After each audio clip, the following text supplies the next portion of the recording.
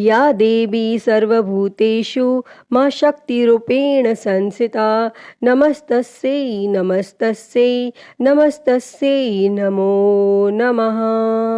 जय माता दी।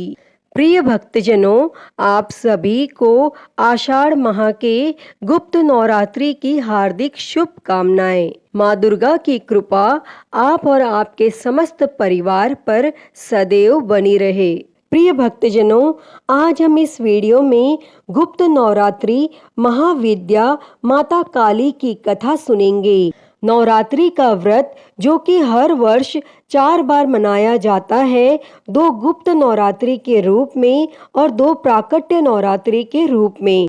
प्राकट्य नवरात्रि जो कि चैत्र और आश्विन के महीने में शुक्ल पक्ष की प्रतिपदा तिथि से लेकर 9वीं तिथि तक जो कि माता दुर्गा के 9 स्वरूपों का पूजन किया जाता है, और वहीं पर गुप्त नवरात्रि के व्रत जो कि आषाढ़ के महीने में और माघ के महीने में शुक्ल पक्ष प्रतिपदा तिथि से लेकर 9वीं तिथि तक माता 10 महाविद्याओं का पूजन किया जाता है।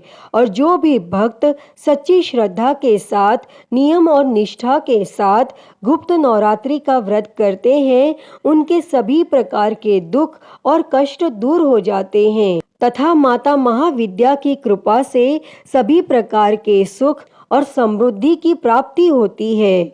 गुप्त नवरात्रि के पहले दिन जो कि माता महाकाली का पूजन किया जाता है। 10 महाविद्याओं में माता काली जो कि प्रथम रूप है। माता काली जी का स्वरूप अत्यंत ही विकराल, अभयंकारी और मंगलकारी है। माता काली का यह स्वरूप असुरों का नाश करने वाला है। यदि कोई व्यक्ति गुप्त नवरात्रि के दौरान माता काली की पूजा करते हैं तो उनके ऊपर सामने आई आसुरी शक्तियों का कोई असर नहीं होता। माता काली की पूजा करने वाले व्यक्तियों को रूप, यश और जय की प्राप्ति होती है। समस्त सांसारिक बाधाएं खत्म हो जाती है। माता काली ने चंड मुंड का संहार किया था, इसीलिए इन्हें चामुंडा के नाम से भी जाना जाता है। माता काली अपने गले में मुंड माला धारण करती हैं। उनके एक हाथ में खड़ग, दूसरे हाथ में त्रिशूल और तीसरे हाथ में कटा हुआ सिर होता है। माता दुर्गा ने रक्त बीज नाम के असुर का वध करने के लिए काली का अवतार धारण किया था। और 10 महाविद्याओं में माँ काली प्रथम देवी हैं। गुप्त नवरात्रि में प्रथम दिन माँ काली की आराधना की जाती है। जो लोग तंत्र शक्तियाँ प्राप्त करना चाहते हैं, उन्हें गुप्त नवरात्रि के पहले दिन विशेष रूप से माता काली की पूजा करनी चाहिए। इसके अलावा माता काली की आराधना करने से सभी प्रकार की तंत्र बाधाओं से छुटकारा प्राप्त होता है। और जो लोग अपने शत्रुओं से बहुत परेशान होते हैं, तब उन्हें गुप्त नवरात्रि में माता काली की आराधना अवश्य ही करनी चाहिए। ऐसा करने से शत्रु से मुक्ति मिलती है और माता काली की पूजा करने से अकाल मृत्यु का भय नहीं होता। गुप्त नवरात्रि में 2 तरीकों से माता काली की पूजा की जाती है। जो लोग तांत्रिक विद्या हासिल करना चाहते हैं, वो लोग इस दिन माता काली की तंत्र विद्या द्वारा उपासना करते हैं, और कुछ लोग गुप्त नवरात्रि के प्रथम दिन सामान्य तरीकों से माता काली की आराधना करते हैं, जिससे उनके जीवन के सभी प्रकार के संकट दूर हो जाते हैं। तो प्रिय भक्तजनों, आइए अब सुनते हैं माता काली से जुड़ी हुई एक पौराणिक कथा। तो आप सभी इस कथा को बड़ी ही श्रद्धा और प्रसन्न चित्त मन से सुनिए। तो प्रेम से बोलिए माता काली की जय।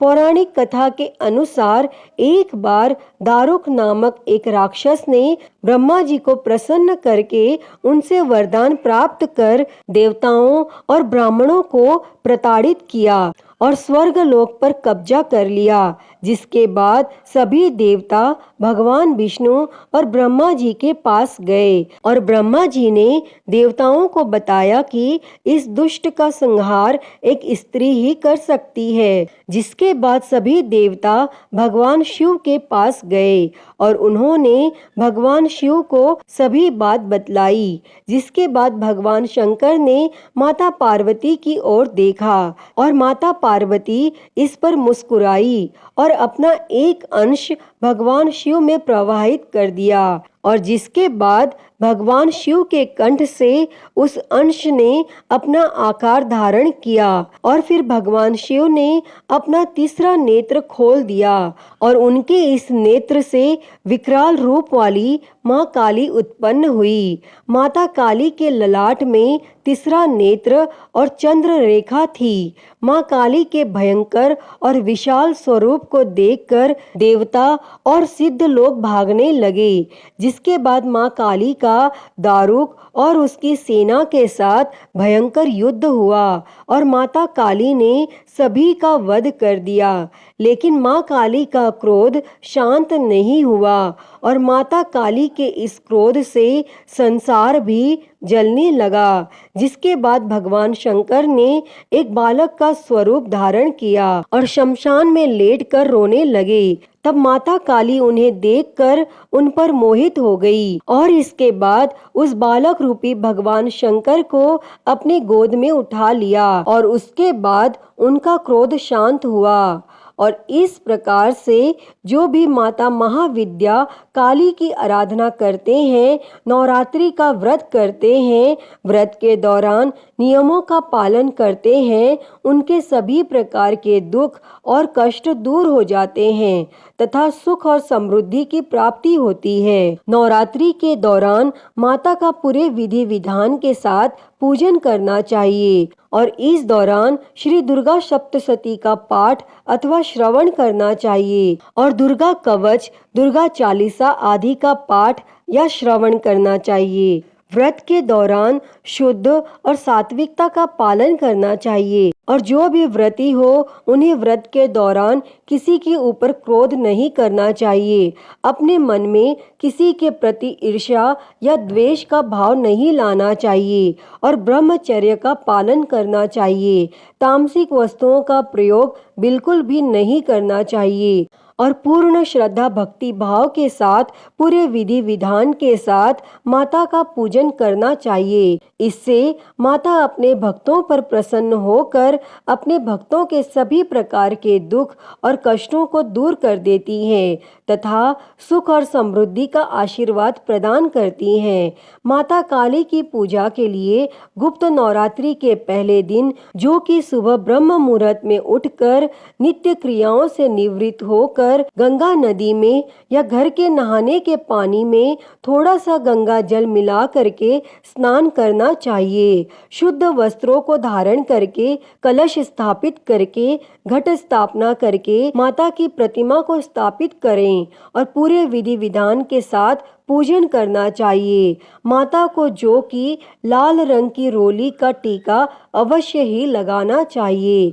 माता को पुष्पों की माला, पुष्प, फल, मिठाई, नैवेद्य आदि का भोग लगाना चाहिए और इस दौरान जो कि अखंड ज्योति प्रज्वलित करनी चाहिए और श्री दुर्गा सप्तशती का पाठ करना चाहिए या श्रवण करना चाहिए। दुर्गा कवच आदि का पाठ या श्रवण करना चाहिए। दुर्गा चालीसा आदि का पाठ या श्रवण करना चाहिए और कथा सुनने के बाद माता की आरती कपूर से करनी चाहिए। इसके बाद प्रसाद आदि ग्रहण करना चाहिए और जो भी पूजन में गलतियां हुई हो उसके लिए माता से क्षमा याचना मांग लेनी चाहिए और इससे माता अपने भक्तों पर अति प्रसन्न होती है और अपनी कृपा प्रदान करती है। अतः हे माँ काली, इस कथा को कहते, सुनते और हुंकारा भरते पर सदैव अपनी कृपा बनाए रखना, सभी के दुख और कष्टों को हरना और सभी के जीवन में सुख और समृद्धि देना। तो सभी प्रेम से बोलिए जय माँ काली, जय माता दी। प्रिय भक्तजनों, मैं उम्मीद करती हूँ कि आपको गुप्त नवरात्रि के पहले दिन की महाविद्या माँ काली की यह कथा पसंद आई होगी। और अगर वीडियो अच्छी लगी हो तो इसे लाइक करें, ज़्यादा से ज़्यादा शेयर करें और कमेंट बॉक्स में जय माँ काली लिखना ना भूलें। और हरिहर भक्ति चैनल को सब्सक्राइब कर नोटिफिकेशन बेल को ज़रूर ऑन कर लें। हर हर महादेव। धन्यवाद।